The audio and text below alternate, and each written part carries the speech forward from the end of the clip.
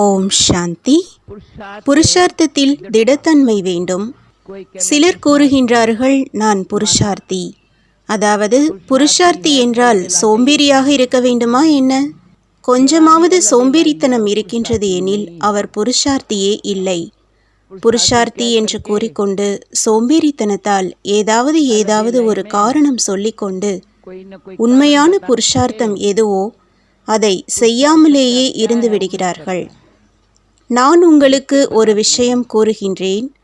ஒவ்வொருவரும் தன்னைத்தானே பாருங்கள். நான் எவ்வளவு நேரம் பிறரை பார்ப்பதிலேயே செலவழிக்கின்றேன், மேலும் தன்னையும் மற்றும் பாபாவையும் எவ்வளவு நேரம் பார்க்கின்றேன். ஓம் சாந்தி.